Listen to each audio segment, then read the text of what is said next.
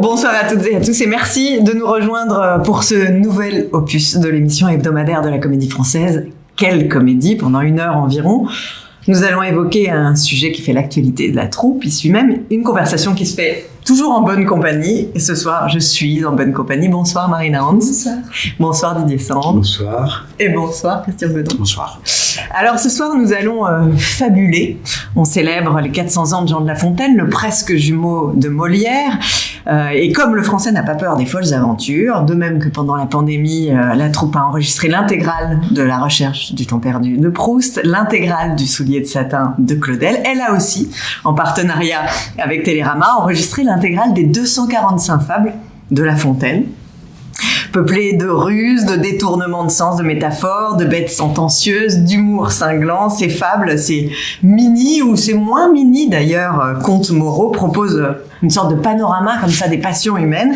C'est un corpus hyper riche dans une écriture magnifique. Christian Godon, vous êtes le maître d'œuvre, le coordinateur artistique de cette folle entreprise. Oui. Les Fables de La Fontaine, c'était quelque chose que vous aviez en vous déjà depuis longtemps, un projet qui traînait, l'envie d'y plonger complètement? Ah non, pas du tout, on m'a obligé de le faire. Quand l'administrateur demande quelque chose, il dit « T'aimerais bien être coordinateur de... Tu as 3 semaines. » Alors, on dit oui, bien sûr. Oui. L'aventure était folle. On sortait du confinement, du premier confinement. Et beaucoup d'acteurs étaient pris sur 2 tournages et beaucoup d'autres étaient libres. Donc il fallait les faire travailler. Donc on dit commençons à enregistrer ces Fables de La Fontaine. Je crois qu'il y a eu la première série s'est faite sur 3 semaines au mois de juillet. Et j'ai eu 3 semaines pour préparer cette chose-là. Alors les fables, oui, bien sûr, on a tous un rapport ou à l'enfance ou à l'adolescence avec les fables. La petite enfance, c'est le Corbeau et le Renard, les petites fables faciles. Après, plus tard, mes premiers cours de théâtre, on en parlait avec Marina.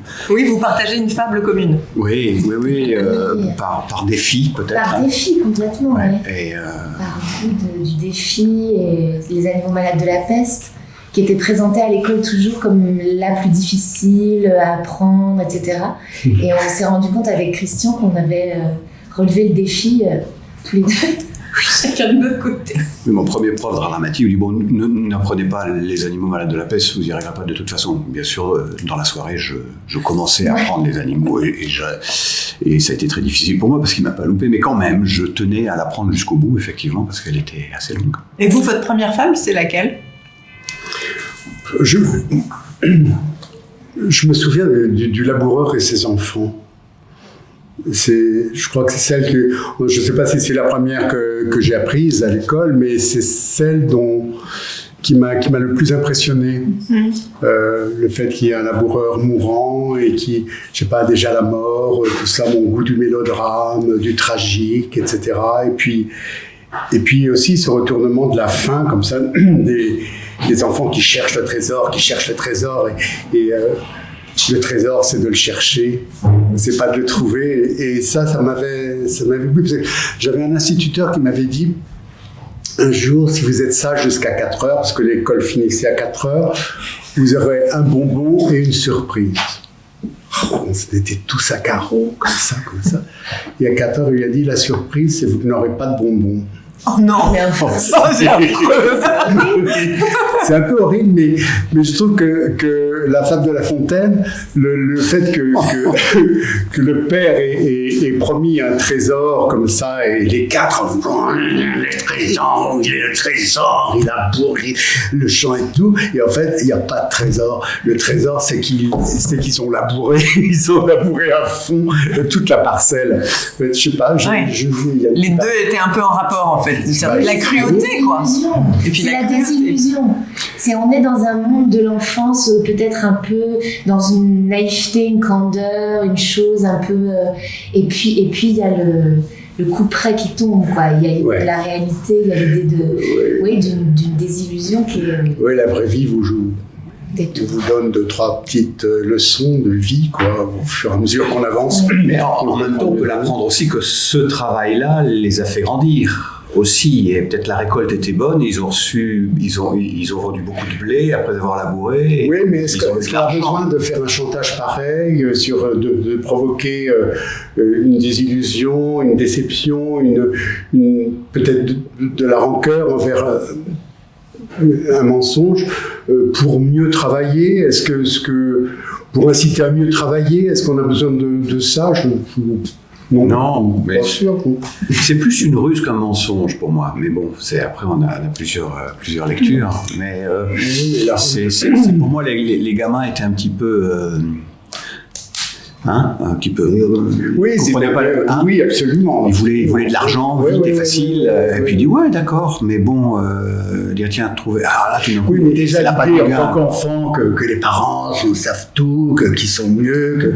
C'est Jean de La Fontaine, c'est le fabuleux Bon, tu vois, déjà ça, c'est une idée qui. Oui. Toi, qui me. Bon. Alors, quand on lit les 245, est-ce qu'on a des surprises? Oui, énormément. Déjà, on en comprend à peine la moitié. C'est ça, parce que là, on parle des fables comme ça d'enfance, mais en fait, elles sont pas du tout toutes accessibles. Même celle-ci. On a déjà une discussion philosophique sur le sens de cette fable, qui est très simple, le laboureur et ses enfants à lire ou à comprendre. Et avec notre expérience de vie, on a une approche différente. Mais il y a une fable, Les filles de Minet. Elle fait 14 pages. Je crois qu'il y a 35 minutes d'enregistrement. J'ai pris 4 comédiens, puis il y a 3 voix de femmes et puis une voix d'homme qui pourrait être La Fontaine.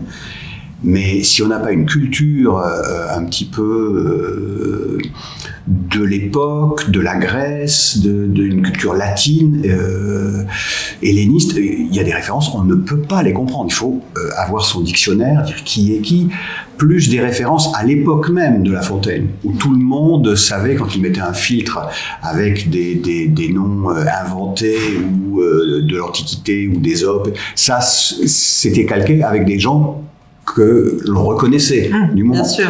Ouais. Donc c'était plus le style, un style qui est fabuleux, mais qui est aussi difficile avec une première approche de compréhension. Donc déjà, il y a ce mur-là, donc on les lit une fois, on comprend rien. Une deuxième, c'est déjà un peu mieux. Une troisième, puis petit à petit, comme toute richesse, tiens, on en est labouré. Le trésor, il faut le gagner. Là aussi, la lecture, il faut la gagner, la fable. C'est pas, il y en a qui sont des petites collines, il y en a d'autres, c'est l'Everest. Il y a des sommets que je suis pas arrivé à grimper d'ailleurs.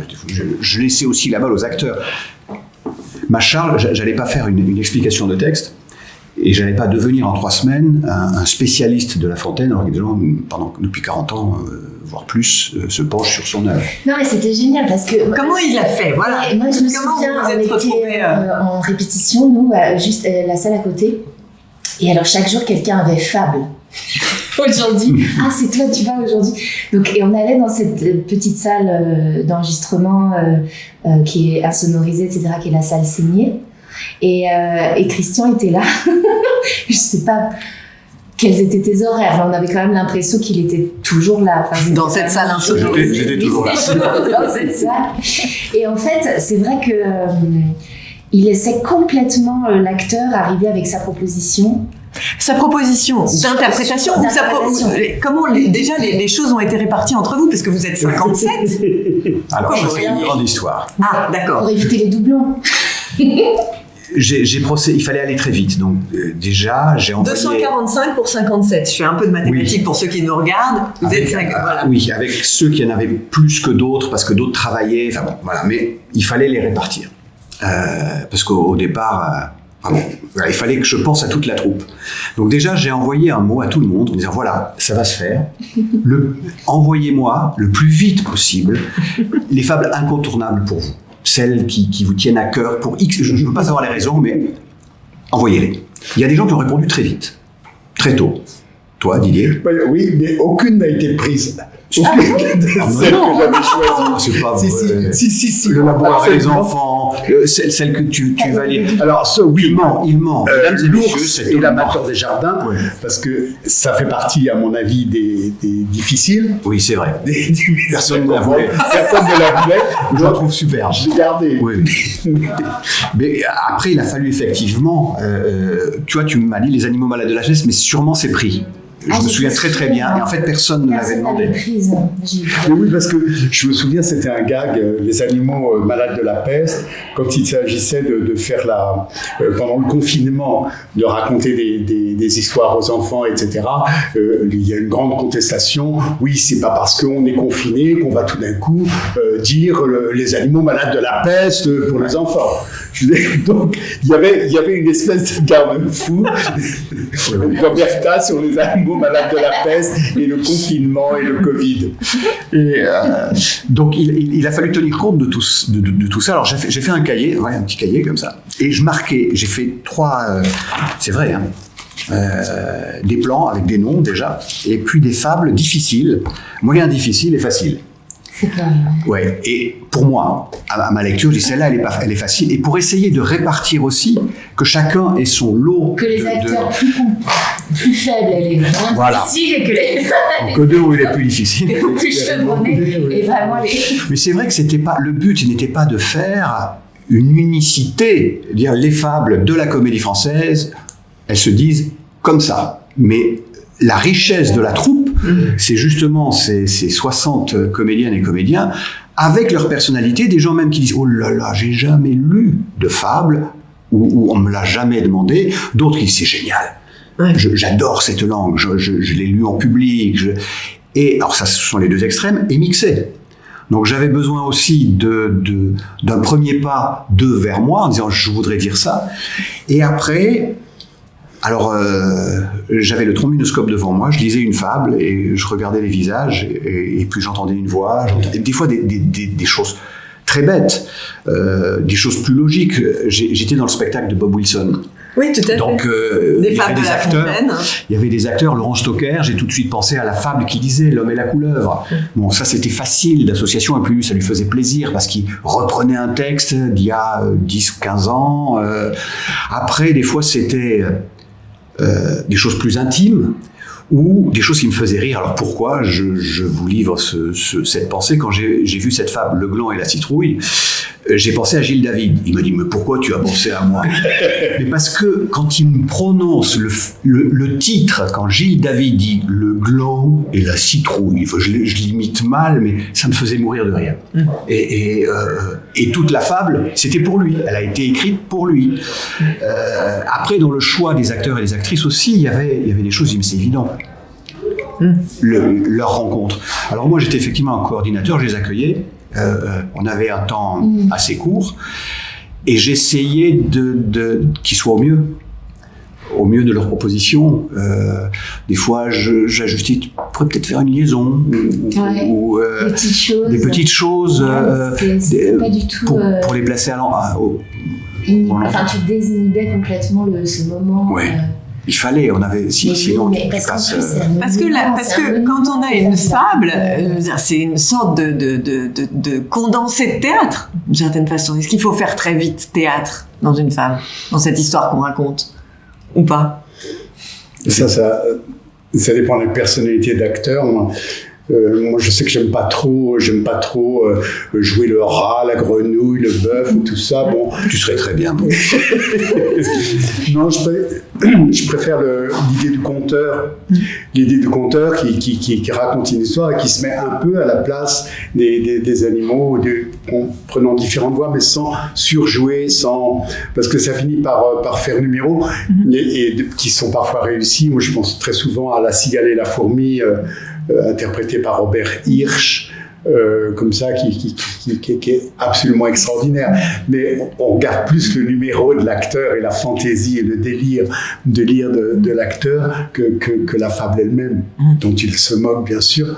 Et donc l'idée du conte, du petit conte, je la préfère. Mais d'autres acteurs plus habiles à jouer, je sais pas, peuvent...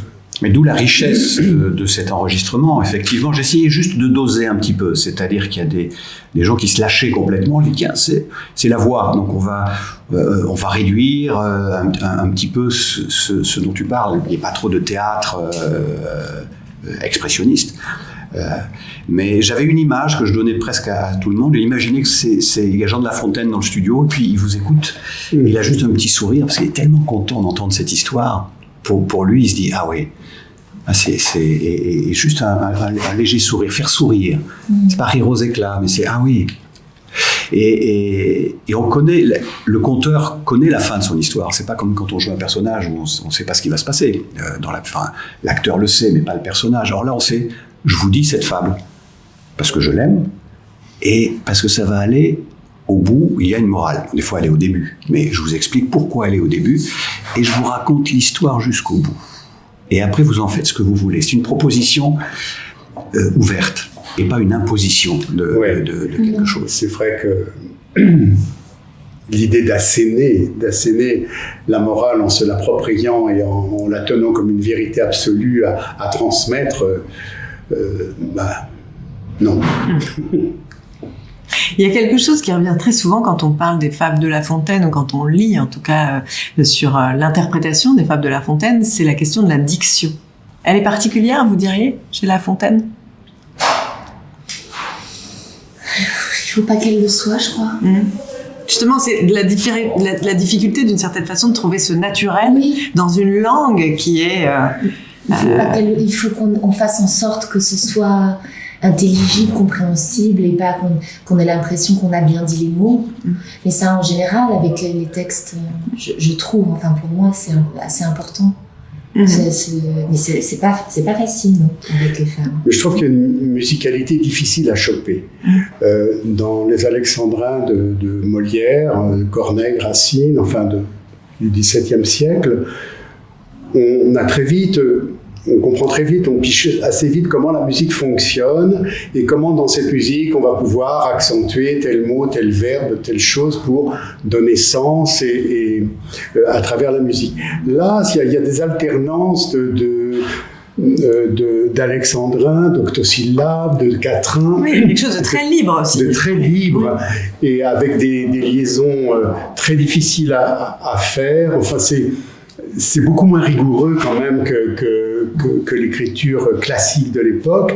Et pour arriver à trouver la scansion et la diction et qui soit juste, comme dit Marina, qui soit intelligible et non pas cuistre, et essayant de rechercher une diction d'époque ou une espèce de préciosité liée au style, je trouve que faut un peu s'accrocher. On peut vous écouter. Vous accrochez. L'ours est l'amateur des jardins. L'ours est l'amateur des jardins. Certains ours montagnards, ours à demi léchés, confinés par le sort dans un bois solitaire, nouveau bellérophon, vivaient seuls et cachés. Il fut devenu fou. La raison d'ordinaire n'habite pas longtemps chez les gens séquestrés. Il est bon de parler et meilleur de se taire, mais tous deux sont mauvais alors qu'ils sont outrés. Nul animal n'avait affaire dans les lieux que l'ours habitait, si bien que tout ours qu'il était, il vint à s'ennuyer de cette triste vie. Pendant qu'il se livrait à la mélancolie, non loin de là, certains vieillards s'ennuyaient aussi de sa part. Il aimait les jardins, était prêtre de flore. Il l'était de Pomone encore. Ces deux emplois sont beaux, mais je voudrais parmi quelques doux et discrets amis. Les jardins parlent peu, si ce n'est dans mon livre. De façon que, lassé de vivre avec des gens muets, notre homme, un beau matin, va chercher compagnie et se met en campagne. L'ours, porté d'un même dessein, venait de quitter sa montagne. Tous deux, par un cas surprenant, se rencontrent en un tournant. L'homme eut peur. Mais comment esquiver, que faire? Se tirer en gascon d'une semblable affaire? Et le mieux. Il sut donc dissimuler sa peur. L'ours, très mauvais complimenteur, lui dit « Viens-t'en me voir ?» L'autre reprit « Seigneur, vous voyez mon logis. Si vous me vouliez faire tant d'honneur que d'y prendre un champêtre repas, j'ai des fruits, j'ai du lait. Ce n'est peut-être pas de nos seigneurs les ours le manger ordinaire, mais j'offre ce que j'ai. » L'ours accepte et d'aller. Les voilà bons amis avant que d'arriver. Arrivés, les voilà se trouvant bien ensemble, et bien qu'on soit à ce qu'il semble beaucoup mieux seul qu'avec des sots, comme l'ours en un jour ne disait pas 2 mots, l'homme pouvait, sans bruit, vaquer à son ouvrage. L'ours allait à la chasse, apporter du gibier, faisait son principal métier d'être bon émoucheur, écartait du visage de son ami dormant ce parasite ailé que nous avons mouche appelé. Un jour que le vieillard dormait d'un profond somme, sur le bout de son nez, une, allant se placer, mit l'ours au désespoir. Il eut beau la chasser. « Je t'attraperai bien, dit-il, et voici comme. » Aussitôt fait que dit, le fidèle émoucheur vous empoigne un pavé, le lance avec roideur, casse la tête à l'homme en écrasant la mouche. Et non moins bon archer que mauvais raisonneur, roi de mort, étendu sur la place, il le couche. Rien n'est si dangereux qu'un ignorant ami. Mieux vaudrait un sage ennemi. Incroyable. Incroyable. Elle est étrange. Oh là là là là là là. La fin est terrible. Oui. C'est terrible. C'est terrible. C'est terrible. C'est très elle est très énigmatique, cette fable. Et puis c'est aussi l'abrupte de la fin, quoi. Ça arrive comme ça. Oui. On s'attend pas du tout à ça. Non, pas du tout. Ouais. Mais il y a un suspense. Oui, Ça monte, et bim, la pierre elle tombe. C'est ça, c'est la différence, l'innocence du dormeur et la force brute de l'animal qui croit bien faire et qui en même temps trahit et tue. Je sais pas, ça me bouleverse assez en fait. C'est entre la force de l'homme et l'ignorance de l'animal, de bonne volonté, enfin je sais pas, et puis qui est la mouche, c'est quoi la mouche en fait, qui harcèle le dormeur comme ça, c'est quoi? Je sais pas, c'est plein de questions, c'est mystérieux, mais ce qui est bien aussi, c'est qu'on n'a pas besoin de tout expliquer tout le temps. Je veux dire, on peut aussi ressentir les choses. Parce que la musique, vous le disiez, hein, la musique aussi nous fait ressentir cette histoire. On sent comme ça que ça progresse, que ça s'accélère, et que au moment ça s'arrête un peu, on est comme ça soufflé, on ne sait pas, et puis ça retombe, et très vite en fait. C'est des énigmes aussi.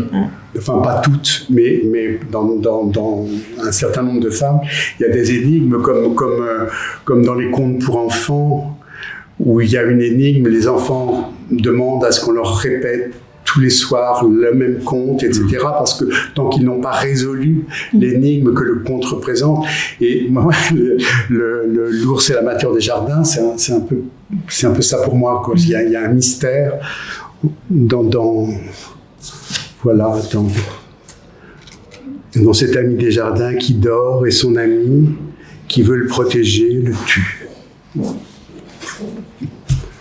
Voilà. C'est vrai qu'il y a tout un métalangage qu'on n'est pas obligé de détricoter, mais qui existe, parce que La Fontaine, j'imagine quand vous avez lu l'intégralité de toutes ces fables, c'est un observateur extraordinaire. C'est vraiment extraordinaire. Après, les mots manquent parce que comme lui-même les utilise avec tant de précision, et c'est bien aussi de ne pas continuellement l'analyser. C'était pas aussi mon travail. J'ai un travail d'acteur, de transmetteur, et des fois, il faut se laisser, comme tu dis, la porte ouverte à une énigme. On peut résoudre des choses techniques. On parle, tiens, comment cette fable est construite, 8, 10 pieds, quelle est son rythme, voilà. Comment la servir, et cette histoire, qu'est-ce qu'elle provoque en moi? Pour toi, cette fable, il y a une énigme et il y a un bouleversement qui t'est intime. Je ne vais pas te demander plus que ça. Merci. Parce que on n'a pas le temps. Merci. On n'a pas le temps. Mais on peut se revoir, Didier, et en parler. Il y a pendant à cette fable, il y a les deux amis, qui est beaucoup plus clair, beaucoup plus simple. Deux amis, mais derrière, qui sont ces deux amis aussi? Elle semble claire et nette. un songe, l'ami vient. Lequel est le plus ami que l'autre? Oui, et puis où va cette amitié? Est-ce que c'est même pas plus que de l'amitié? C'est une amitié amoureuse. Bon, elle est tellement douce, elle est tellement surprenante. Bon, et sur toutes les femmes, on pourrait rentrer dedans. Et je laissais mes amis rentrer dans leur fable. Et ce qui était aussi très étrange, c'est de voir les textes qui arrivaient. Il y avait des textes où il y avait des notes, et puis il y avait des textes sans notes, sans rien. Mm-hmm. Je soupçonne même, bon alors c'était... Ah oui, d'accord, c'est cette femme. Je ne dirai pas de nom. Mais après, le résultat était magnifique. Exactement.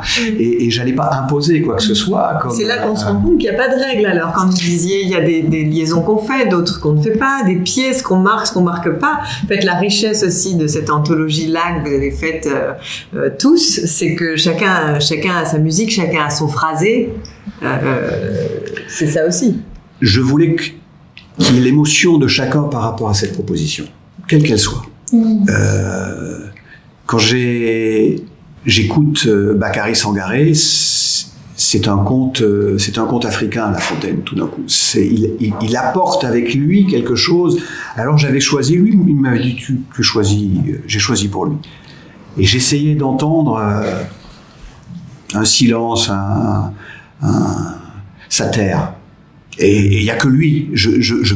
Maintenant, quand je l'écoute, j'ai redécouvert cette chose-là de griot, de conteur. C'est magnifique.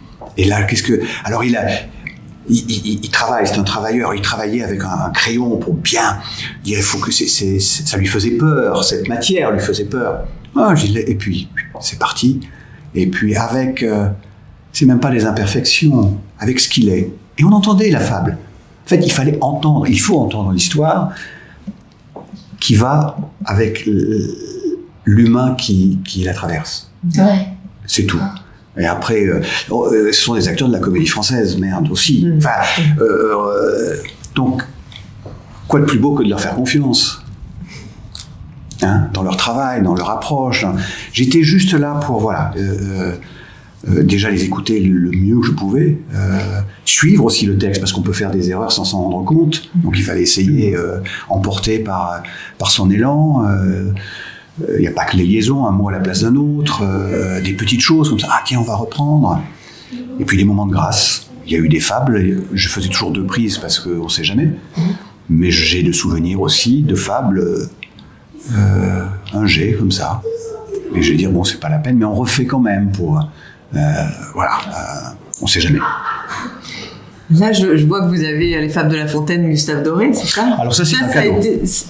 Et ça a été, non mais ça vous a aussi donné un autre champ de réflexion, de voir aussi la manière il est arrivé après. Je l'ai emporté avec moi parce que c'est un cadeau de Benjamin Laverne. Il l'a trouvé et puis il a pensé à moi. Je trouvais ça super. Il m'a rapporté. C'était sur le. Ouais, quand tu te rappelles le CID. Il m'a dit mais j'ai quelque chose depuis pour toi. Et après j'ai regardé tous les dessins de Gustave Doré qui correspondaient aux fables. Et voilà, alors ça c'est le plus important. Bon, le livre en lui-même, ça m'a touché, mais que ça ait voyagé aussi avec de l'humain et de l'amitié. Parce que c'est des rencontres à huis clos avec une comédienne ou un comédien. Alors, certains, je les connaissais plus, j'ai travaillé avec Didier, je travaillais avec Marina, mais quand même, on était... Là, il y a quelque chose de très intime. C'est intime, c'est presque une confession. Et d'autres que je connaissais mal, je ne savais pas comment ils travaillaient, comment je pouvais entrer en amour artistique avec eux. Et dans un temps qui était très court, parce que 2 heures pour enregistrer entre 6 et 8 fables, ça dépendait de la longueur, c'est pas facile. On vient de les rendez-vous à 17h, moi j'ai toute la journée, en plus j'étais à 10h, comme tu dis, je dormais pas, mais presque. Mon écoute en fin d'après-midi, il fallait qu'elle soit aussi aiguë que le matin. Et donc ça a été une rencontre pour moi très très très intime. Est-ce que vous avez chamboulé quelques-uns qui n'avaient pas forcément d'idées en leur donnant justement une fable, celle-là, c'est pas des espèces de contre-emploi, par exemple. Est-ce que vous avez aussi tenté ça? Parce que là, pour l'instant, vous nous racontez plutôt des choses, vous avez eu le désir vraiment d'habiller au mieux possible. Alors oui, il y a eu des contre-emplois, mais on me l'a dit tout de suite. L'acteur ou l'actrice me dit j'ai reçu mes fables, ça je peux pas. Bon, alors, et après la discussion, mais sur l'ensemble c'est 10%. C'est 10%. J'aime pas Perrette. J'aime pas le lait. Alors, bon, voilà. Il y a eu des deals. Hein. Après, j'ai demandé, j'ai dit, tu peux me rendre. C'est un peu comme les ministres dans Ruy Blas. Donnez-moi le sucre et je vous cède le sel. Mais ça s'est bien passé. C'était là encore, bon, on comprenait. J'ai fait des erreurs parce que tout le coup, ah oui, j'ai été trop fort. Mais à 90%, ça a plutôt bien fonctionné. Et puis des surprises tous les jours, oui, correspondant à chaque personne qui poussait la porte de ce studio, le trac, chacun aussi arrivait avec... Là, j'ai l'impression que c'est un peu comme pour Proust, c'est quand même quelque chose d'inhabituel aussi pour vous comme exercice, oui. D'aller enregistrer une lecture, de la graver. J'ai l'impression que c'est un exercice qui a coûté à certains, peut-être plus que d'être sur scène et de jouer, et tout d'un coup de se retrouver...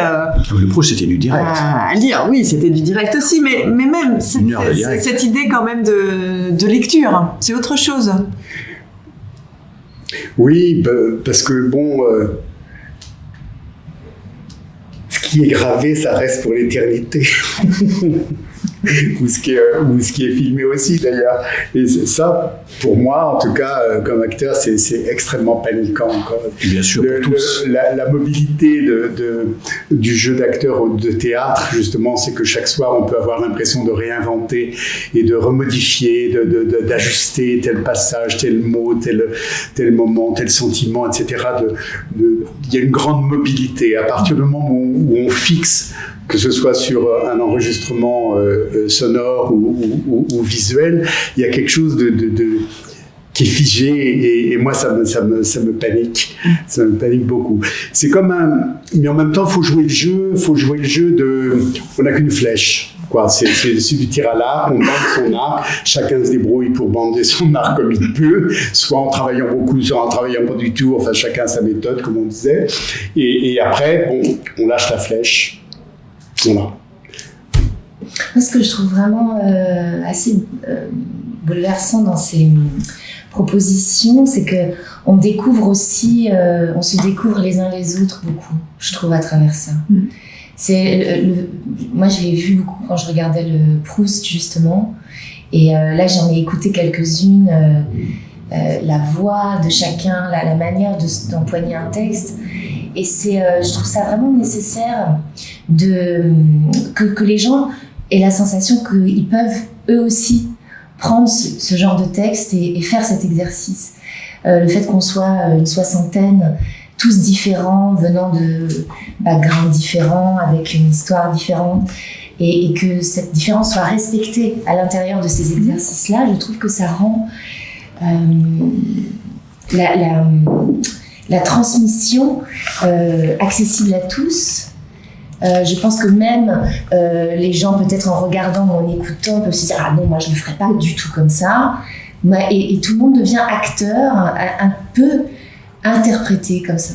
Un texte, une fable, ça appartient à tout le monde en fait.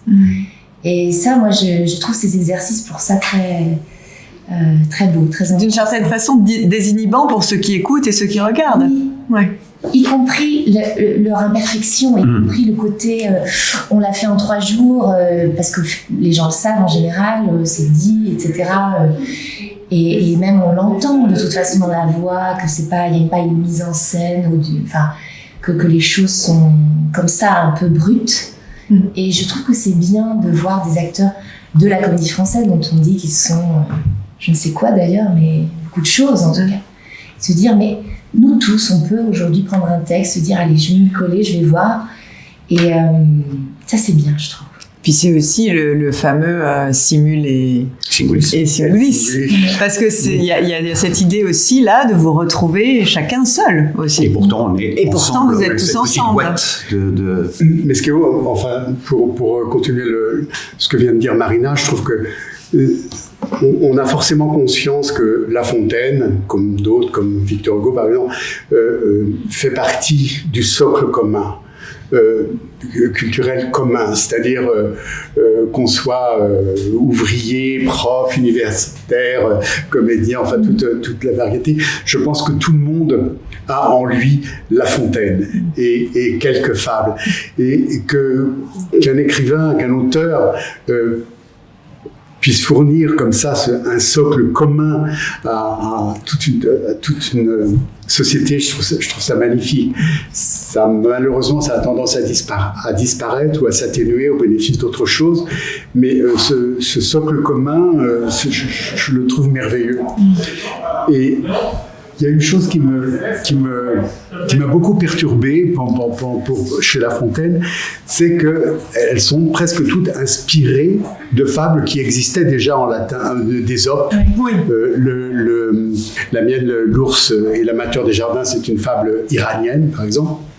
Oui, parce qu'il y a Ésope, il y a aussi en effet l'Orient, l'Inde, voilà, l'Orient, l'Inde, voilà. etc. Alors je me disais, mais c'est un copieur, il pique, et en fait, bah oui, il n'invente rien, quoi. Il adapte, etc., au goût du jour, selon la mode, le temps, etc. En fait, bon, la propriété intellectuelle à cette époque-là, je dirais, n'a rien à voir avec la façon dont on la considère aujourd'hui. C'est-à-dire que les idées circulaient, les personnages circulaient. Molière a beaucoup pompé sur le théâtre italien, sur le théâtre espagnol, etc. Corneille, Racine, d'où la querelle des anciens et des modernes. Mais tout ça, c'est très enrichissant de pénétrer un peu aussi ce qu'était culturellement, intellectuellement, ce siècle dans lequel ont été écrites ces fables.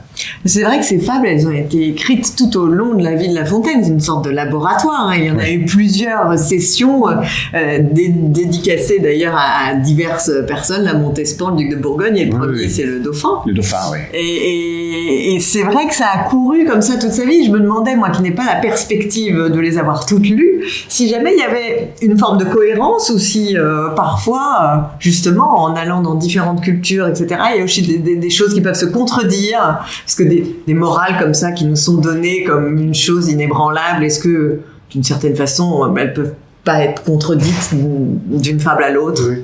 Il se contredit, parfois. Oui, il n'est pas...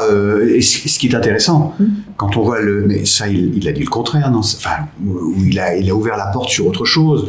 Il passe un peu la brosse à reluire aux grands de ce monde, puis une fable après, il leur taille un petit costard. Il n'est pas lisse du tout, ce monsieur La Fontaine.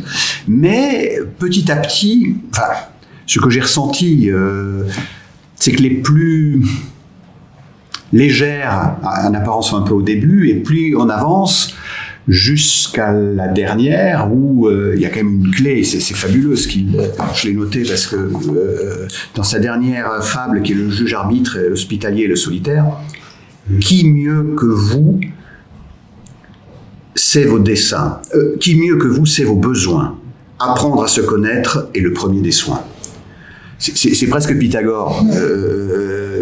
Connais-toi toi-même et tu connaîtras. Et j'ai dit, mais c'est sa dernière. Bon, après, il y en a d'autres, mais qui n'ont pas été publiées, mais la dernière de son dernier livre. Et ok, bon. Et on peut prendre comme ça des choses peut-être plus profondes, plus on avance dans les livres. Je pense qu'aussi, en tant qu'écrivain, cette matière-là, il devait la manier de plus en plus, de mieux en mieux, de plus profondément. Je suppose, du livre 1, qui est, je crois que la première fable, c'est La cigale et la fourmi. Même déjà celle-là est déjà pas mal. Mais bon, c'est l'enfance. Oui, tout à fait. Hein? Oui, mais c'était aussi adressé au dauphin. Voilà. Il y avait aussi cette idée comme ça de... Vous ne voudriez pas nous dire justement cette toute petite dédicace là à Monseigneur le Dauphin, oui. Je chante les héros dont Ésope est le père. Troupe de qui l'histoire, encore que mensongère, contient des vérités qui servent de leçon.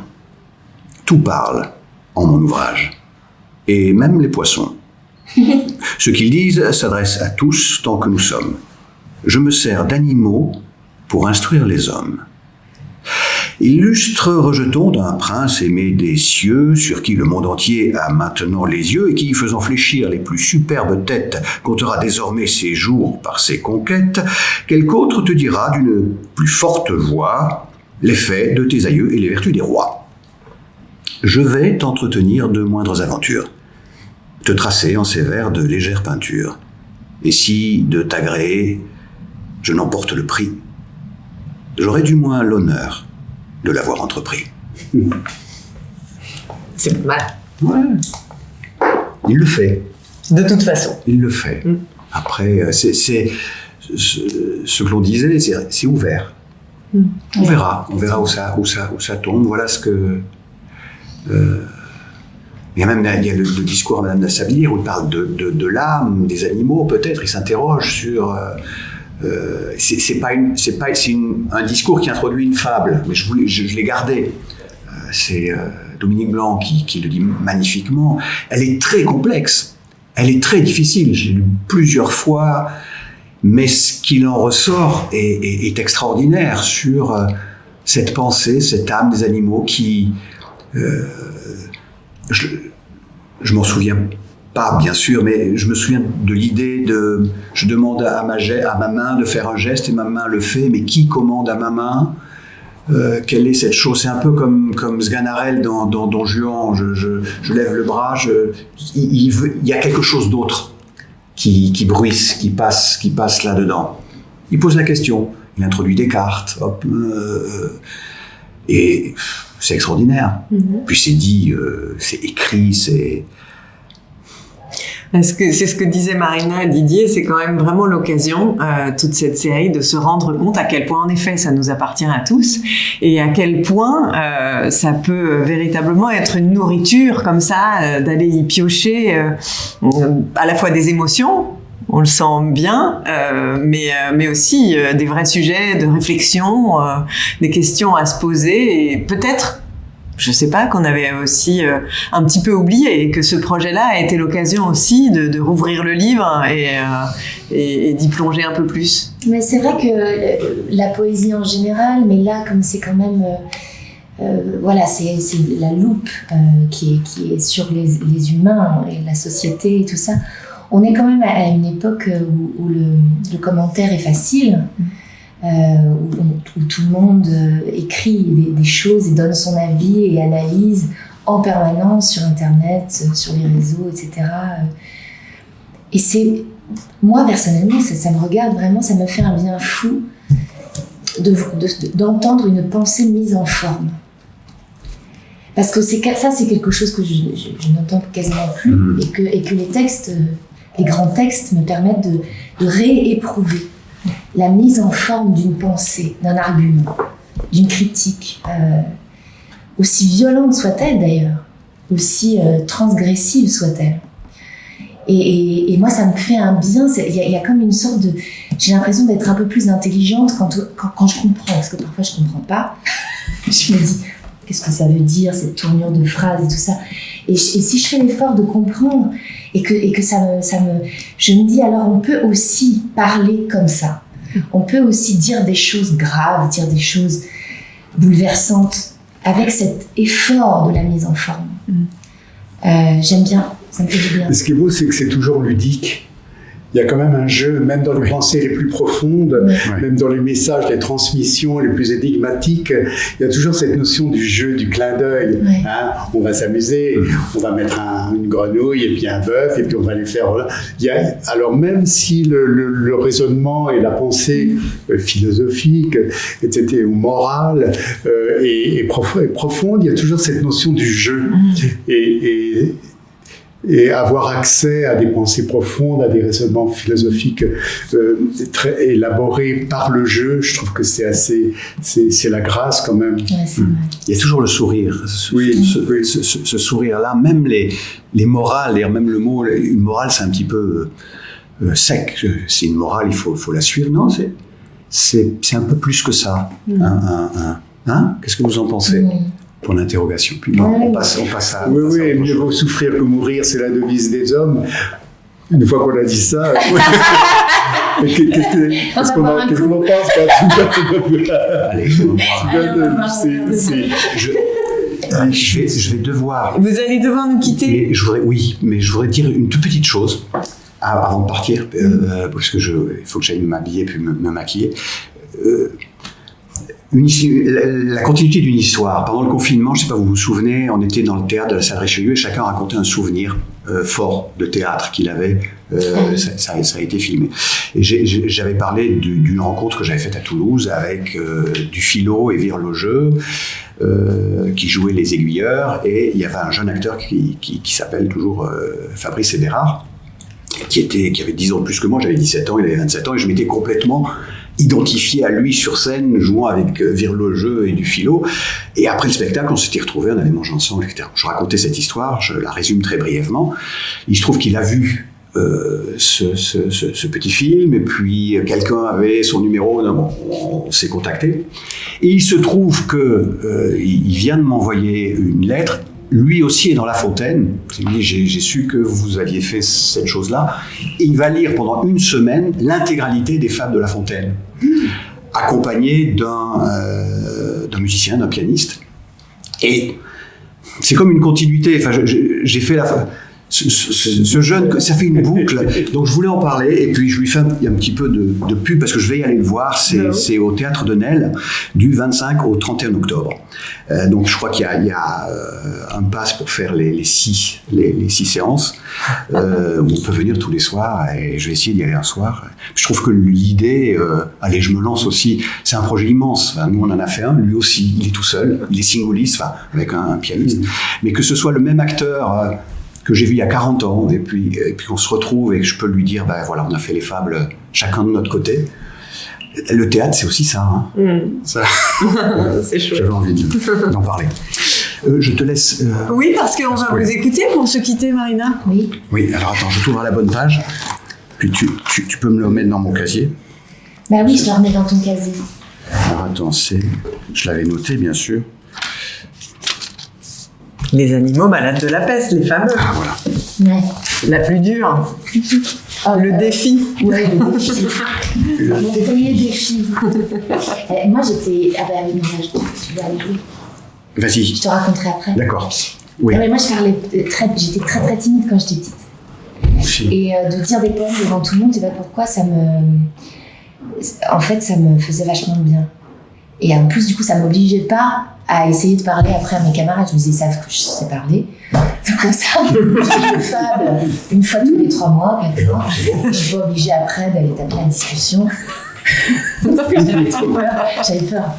Merci. Merci, Christian. Merci beaucoup. Salut, merde. Salut Christian, oui, tac.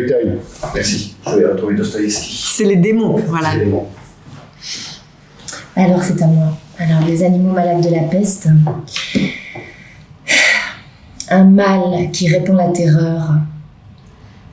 Mal que le ciel, en sa fureur, inventa pour punir les crimes de la terre. La peste, puisqu'il faut l'appeler par son nom, capable d'enrichir en un jour l'Achéron, faisait aux animaux la guerre. Ils ne mouraient pas tous, mais tous étaient frappés. On n'en voyait point d'occupés à chercher le soutien d'une mourante vie. Nul mets n'excitait leur envie. Ni loup, ni renard n'épiaient la douce et l'innocente proie. Les tourterelles se fuyaient. Plus d'amour, partant plus de joie. Le lion tint conseil et dit « Mes chers amis, je crois que le ciel a permis pour nos péchés cette infortune, que le plus coupable de nous se sacrifie au trait du céleste courroux. Peut-être il obtiendra la guérison commune. L'histoire nous apprend qu'en de tels accidents, on fait de pareils dévouements. Ne nous flattons donc point, voyons sans indulgence l'état de notre conscience. Pour moi, satisfaisant mes appétits gloutons, j'ai dévoré force moutons, Que m'avait-il fait? Nulle offense. Même il m'est arrivé quelquefois de manger le berger. Je me dévouerai donc s'il le faut. Mais je pense qu'il est bon que chacun s'accuse ainsi que moi, car on doit souhaiter selon toute justice que le plus coupable périsse. Sire, dit le renard, vous êtes trop bon roi, vos scrupules font voir trop de délicatesse. Eh bien, mangez mouton. Canaille, sotte espèce, est-ce un péché? Non, non. Vous leur fîtes, Seigneur, en les croquant, beaucoup d'honneur. Et quant au berger, l'on peut dire qu'il était digne de tout mot, étant de ces gens-là qui, sur les animaux, se font un chimérique empire. Ainsi dit le renard, et flatteur d'applaudir. On n'osa trop approfondir du tigre, ni de l'ours, ni des autres puissances, les moins pardonnables offenses. Tous les gens, querelleurs, jusqu'au simple matin, au dire de chacun, étaient de petits saints. L'âne vint à son tour et dit « J'ai souvenance qu'en un pré de moine passant, la faim, l'occasion, l'herbe tendre, et je pense, quelques diables aussi me poussant, je tondis de ce pré la largeur de ma langue. Je n'en avais nul droit, puisqu'il faut parler net. » À ces mots, on cria à roue sur le baudet. Un loup quelque peu clair prouva par sa harangue qu'il fallait dévouer ce maudit animal, ce pelé, ce galeux, d'où venait tout leur mal. Sa peccadille fut jugée un cas pendable. Manger l'herbe d'autrui, quel crime abominable. Rien que la mort n'était capable d'expier son forfait, on le lui fit bien voir. Selon que vous serez puissant ou misérable, les jugements de cour vous rendront blanc ou noir. Voilà, c'est tout. Quelle chute! À chaque fois, incroyable. Ah, incroyable. Ouais. Moi, j'aime beaucoup cette femme. Je la trouve terriblement cruelle et en même temps terriblement humaine. Cette façon de s'inventer une identité dans un premier temps, et puis celui qui est parfaitement sincère paye. Et qui a raison, en fait, en termes de survie voilà, je sais pas. Moi, ça me pose plein de questions. Ouais, c'est une sacrée nourriture, ces femmes. Merci beaucoup. Merci à tous les deux. Merci à vous. Moi, j'aime bien l'innocence, quand même. L'innocence Il faut survivre. de l'âme. Je remercie quand même Et de... tout le monde. Ces fables donc qui sont enregistrées en partenariat avec Télérama, qui sont un podcast déjà et qui vont être en coffret bientôt disponibles à la boutique ici de la Comédie Française. C'est pour le mois de novembre. Ça approche donc. C'est la fin de ce rendez-vous. N'oubliez pas évidemment de vous rendre sur le site de la Comédie Française pour avoir tous les renseignements désirés. Merci Arthur Lenoir. Merci. Merci. Et puis lundi prochain, 19h, en direct, vous avez rendez-vous avec Béline Dola.